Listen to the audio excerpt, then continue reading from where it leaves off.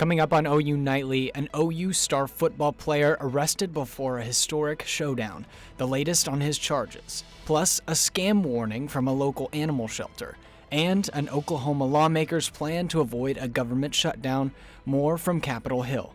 This is OU Nightly.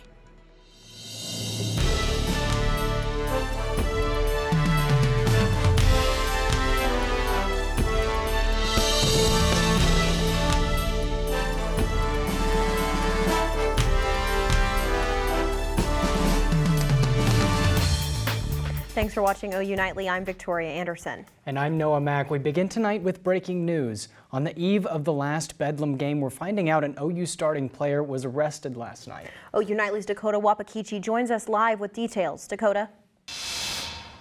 Yeah, Jalil Farouk was arrested in downtown Norman after being pulled over for an expired paper tag. Now, the arresting officer described Farouk as driving erratically with that expired paper tag and pulled him over around 9 last night.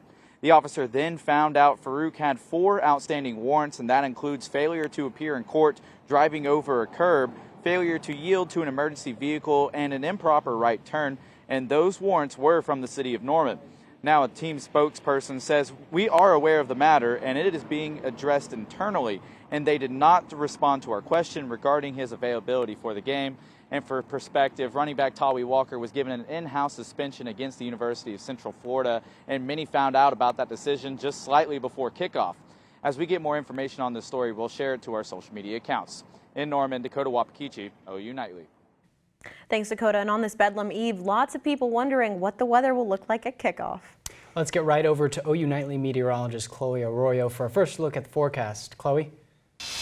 Well, thankfully, what we see today is pretty much what we can expect tomorrow for Bedlam as well. In a little bit, I'll have the details on that. Current temperatures right now hanging around in the 70s. We're also seeing some pretty low humidity, so we're a lot drier than normal. So we're really recovering from those drought conditions. So keep those drier conditions in check and in mind. Warmer temperatures are going to return at the beginning of the next week. We'll also talk about our Bedlam forecast in further detail. In the daylight savings, I'll have all the details coming up. Thanks, Chloe. It could be frightening if someone called you pretending to be Norman Animal Welfare, saying you needed to pay them anywhere from $100 to even $1,000. This fear becoming a reality for many Norman residents these past weeks. Norman PD says the scammers pretending to be Norman Animal Welfare are calling residents to tell them they have their pet at the shelter. They would then say residents need to pay them using Venmo or Cash App to get their pets back. Norman Animal Welfare says they would never reach out about a found pet through the phone. It's because we as an agency would never reach out in this manner. And so that's really the reason we put it out there. Is it's really important for people to understand that we would never contact you and request immediate payment in this manner, particularly utilizing a Cash App. Norman PD requests that you call their office and report any scammers if you've been contacted. And yet another resource is now available on campus for students. The OU Food Pantry introduces the Red Pantry, a new extension to promote menstrual health. This gives students in need the option to order a free personalized period pack with up to 30 menstrual products. The Red Pantry is here to allow students to be more comfortable when discussing menstruation and their needs. We are, by openly talking about it, reducing the shame around menstruation, and we are also just helping reduce period poverty and helping people access products that we feel like, they deserve the right to have. The period packs will be available for pickup on the first Friday of every month at the OU Food Pantry. One Oklahoma representative is looking to adjust funding to public transportation. OU Nightly's Kevin Palomino has details from our Washington bureau. Congress is running out of time to fund the government as the deadline to pass off-funding bills nears on November 17th. The Rules Committee will come to order. One of those bills is the Transportation, Housing, and Urban Development Bill, which funds roads, bridges, and housing assistance programs sponsored by Oklahoma Congressman Tom Cole. This bill responsibly funds our most critical transportation and housing needs. While the bill's likely to pass a Republican House but die in a Democratic Senate, the spending numbers does not make some GOP members happy. I mean, we have one end that thinks we're not cutting enough. and we have another end that thinks we're not spending enough. The bill grants Amtrak $867 million for this fiscal year, a substantial decrease compared to previous years. You have about 8 people that want more money for Amtrak. You got about 10 people in our conference that want to eliminate Amtrak. We got to balance that out. This receiving criticism from the White House Budget Office saying the cut would risk operations on the Northeast Corridor. But Cole explains Amtrak is already granted roughly $4 million in funds from President Biden's infrastructure law passed in 2021, so a cut on the T-HUD bill won't do it any harm. If you just take all the infrastructure and money out and say that doesn't exist or that's totally separate, then it does look like a cut. But overall, the agency actually has more money. The T-HUD bill is expected to hit the floor in the coming weeks. Reporting for Gaylord News in Washington, D.C., I'm Kevin Palomino. Thank you, Kevin. And now the deadline for a government shutdown is exactly 2 weeks from today. The Senate and the House will need to agree on a funding plan before then. And when we return, concerns from the U.S. on Israel's ongoing attacks. We have what officials are saying next. And we have the latest on the House's new Israel aid plan. Hear what some politicians are saying about the plan coming up.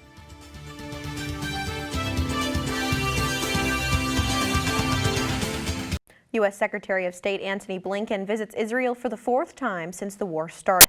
Spencer Tabb has that and the rest of today's national and international headlines from the News Center. Antony Blinken meets with the Israeli Prime Minister and President discussing the need for continued humanitarian aid in Gaza. Blinken continued to offer support for Israel's right to defend itself while saying there needs to be more done to protect Palestinian people. The Israeli Prime Minister has rejected the idea of a pause in military operations until all hostages are released. The U.S. Senate will now have to decide if Israel will be receiving more than $14 billion in aid. The House passed that bill last night. Now, the Senate Majority Leader Chuck Schumer says the bill is a deeply flawed proposal. Many Democrats are not supporting the bill since it does not include aid to Ukraine. Meanwhile, the United States is sending a $425 million assistance package to Ukraine. This package contains funds pulled directly from the Defense Department and can be sent to Ukraine quickly without debate from Congress. The war in Ukraine has been going on for over 20 months. And a former Donald Trump State Department appointee is sentenced to 70 months in prison for his role in the January 6th insurrection. Noah, Victoria. Thanks, Spencer. Next up, we have the results from this week's Student Government Association election. See who your next student body president and vice president are when we return. Plus your Bedlam forecast and your check sheet for the daylight savings. I have all the details coming up next.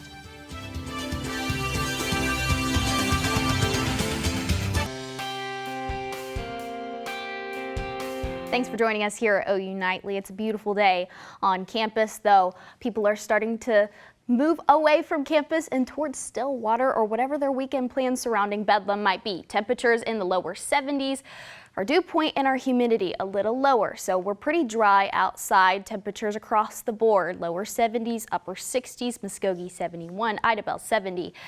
Woodward and Guyman, however, a little bit on the warmer side, dipping into the 80s for Guyman up in the Panhandle. Wind speeds right now, another thing to keep in mind heading into this weekend, we'll continue to see wind speeds upwards of 10 to 15, even possibly 20 miles per hour into this afternoon, as well as Saturday, especially heading into Sunday. Here's a breakdown for this Saturday afternoon. We could see those wind gusts upwards of 15 mile per hour to 20 mile per hour winds, all coming from the south, warming us up pretty nicely. And then on Sunday afternoon, that's when we'll see them really begin to peak upwards of 20 to 25. So keep that in mind for your weekend plans, even on Saturday and heading into Sunday. Temperatures this weekend will be in the lower 70s, dipping down into Saturday evening. We'll dip down into the lower 60s to upper 50s. That will be a trend that we'll continue to see. Bedlam forecast as you're tailgating in the morning will start out in the 50s and will warm up once again into the lower 70s. So this is a little above average for this time of year. Another thing to keep in mind, daylight saving time. A couple things to keep in mind. Turn your clock back an hour. Now, another thing is that twice a year we should be checking our smoke detectors and our carbon monoxide detectors. This is a perfect time to do so. So keep that in mind heading into this weekend and plan accordingly in terms of events into the weekends, because our sunset time is a whole hour earlier. So the sunset will be around 5:30 instead of 6:30. So keep that in mind for your evening plans, even if they're outdoors. Here's your temperature trend beginning next week.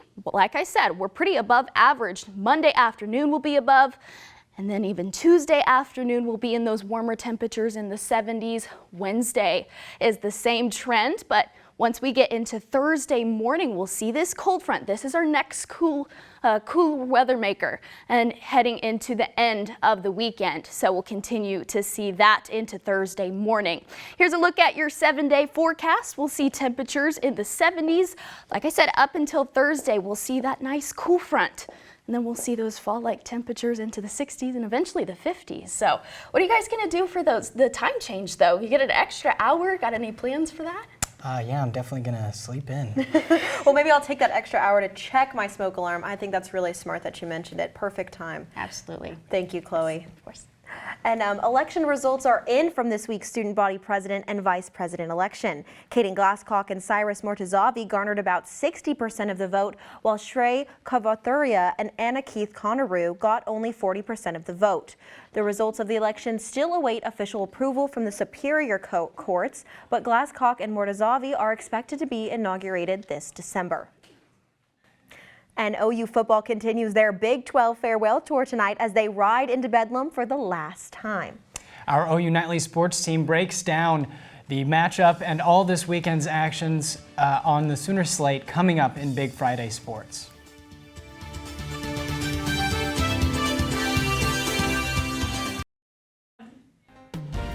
Welcome to Big Friday Sports. I'm Melina Samir. And I'm Kaylee Jo Hommel. As mentioned earlier in the show, Oklahoma wide receiver Jaleel Farouk was arrested Thursday night. In an official statement from OU Athletics, they are aware of the matter and are addressing it internally. While we're waiting to see if Farouk will be in Stillwater Saturday, OU Nightly's Addison Arthur is already there and live with one of the most lopsided rivalries in college football.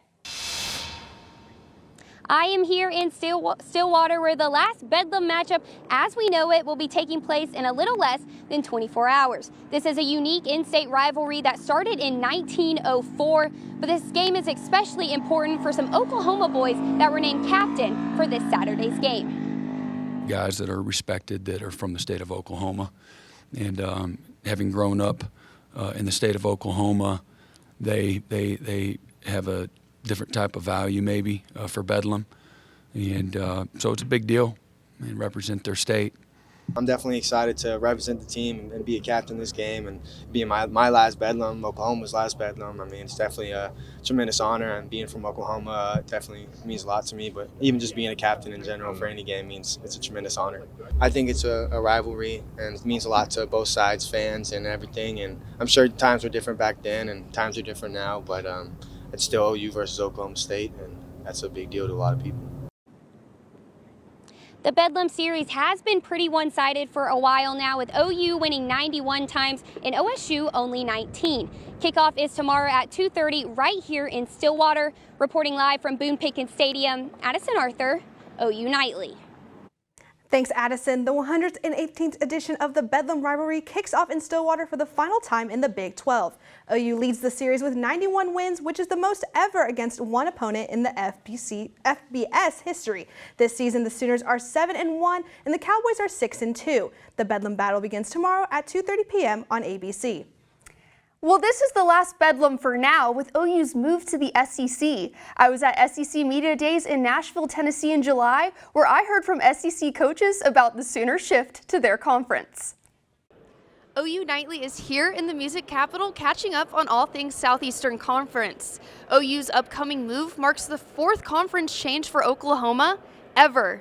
SEC coaches weighed in on what they think about Brent Venables and his squad moving onto their turf. The SEC is stronger than ever.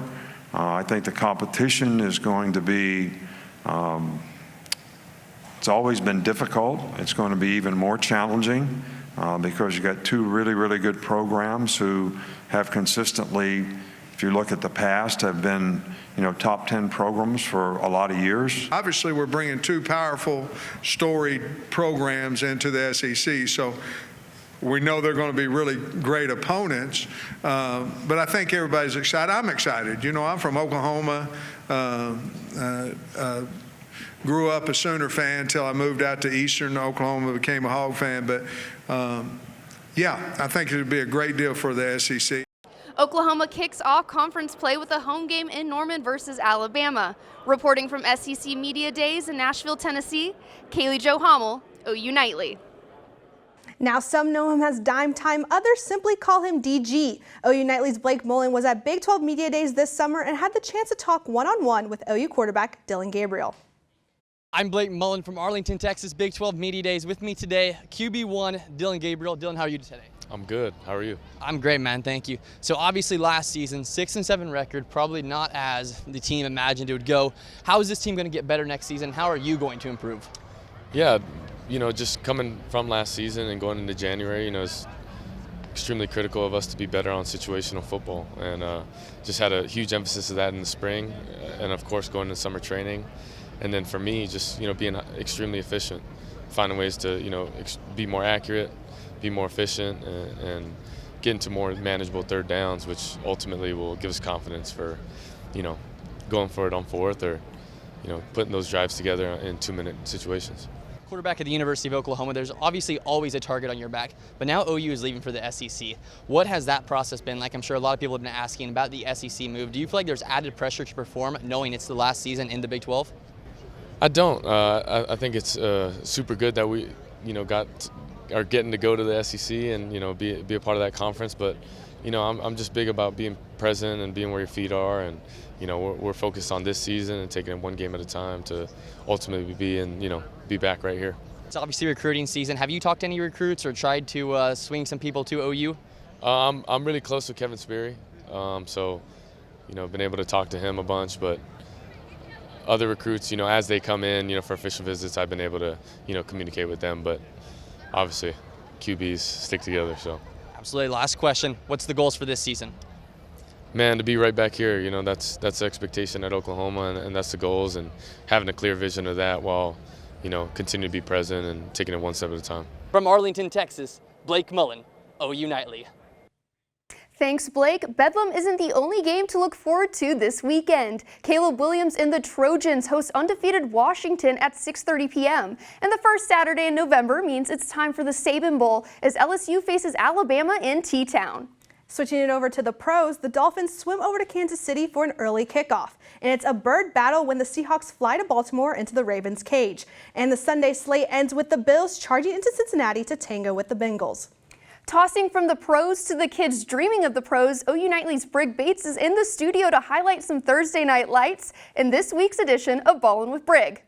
Lions, Tigers, but no Bears. Welcome back to Ballin' with Brig. It's the last week of the regular season and playoff hopes are on the line. The more Lions need a win to make a playoffs as they host the Broken Arrow Tigers. The Lions open up with the roar as Maverick Gardner, looking like Top Gun, gets in for the touchdown, and the Lions defense follows suit right here with an interception of their own.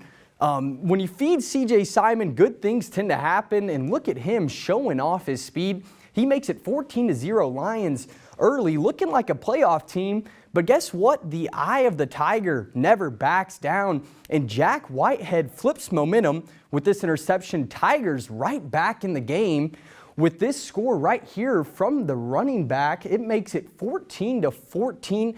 And we're going into halftime 21-21 after a couple plays, and to open up the third, Cameron Haynes finds the end zone as the Lions go up 28-21. But the tricky Tigers, they go out and pull out the double pass right here as the Tigers tie it up in the fourth, 35-35. Caden Sonnenberg with the clutch TD here. He goes to the end zone, tells the defender to get off me, and this game is trending towards overtime. Moore elects to punt with less than 3 minutes left, and the man himself, my long-lost relative Cooper Bates, carries the Tigers down the field and wins the game, knocking Moore out of the playoffs 42-35, and that wraps up Thursday night lights. But guess what, Sooner fans? The pipeline from Carl Albert High School to OU is pumping as the Sooners land 2025 recruit Marcus James and a surprise commitment from teammate Trinae Washington, 4-star athlete. That's now 4 Titans committed to OU. Look out for these future Sooners, Kaylee, Joe, and Melina. Thanks, Brig. When we come back, we'll talk all things Sooner sports. From OU basketball to baseball to tennis, we'll have the latest on the pros too. You won't want to miss it.